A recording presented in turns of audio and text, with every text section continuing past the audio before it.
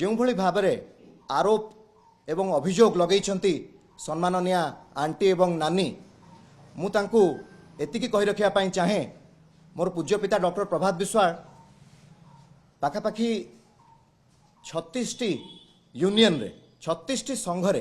Across the state सारा राज्य रे आज नुह विगत 3 दशंधि अधिक 30 वर्ष ऊर्ध मुख्य सचेतक भाव मुख्य उपदेष्टा भाव एवं सभापति भाव तांकर कार्य करि आसुछंती सारा राज्यव्यापी ता सहित 6 थर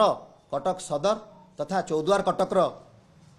जनता जनसाधारण माने तांको बाछिचंती।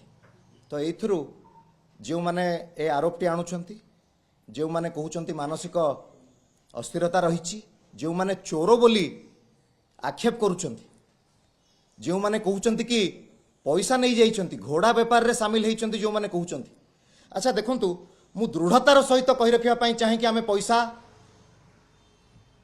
ना पूर्वरु केबे करप्शन रे थिलु ना आजी अछु ना भविष्यत रे केबे रहिबु। आपन को आगुरु भी मु एक कथा कहिथिली घोड़ा व्यापार आउ प्रभात विश्वाल ए दुईटी अलग अलग रास्ता केबे भी डॉक्टर प्रभात विश्वाल पैसा पई राजनीति करि नाहंती। आपण माने आश्चर्य हेबे he is very passionate toward social work से पैशनेटली लोकों सहित रहिबा पई भल पांती। तो ये जो भली अभियोग आणुचंती ये जो आरोप लगाउचंती तो मु आपणक माध्यम रे तांको मध्यम प्रश्न करिया पई चाहे दुख लागुची कष्ट लागुची जदि तांको घरे तांको निज बड़ भाई तांको घरे जदि तांको निज बड़ भाई प्रभात विश्वाल ही थांते जदि तांको बड़ भाई को किए जणे मिछ केस रे फसई दे थांता ताले तांको आज केमती लागु थांता। आज जो भली भाव रे आमे कष्ट रे अछु आमे दुख रे अछु से सही दुख एवं कष्ट रे थांते ना आउ जदि बाहरु किए जणे तांको उपरे तांको भाई को उपरे एई भली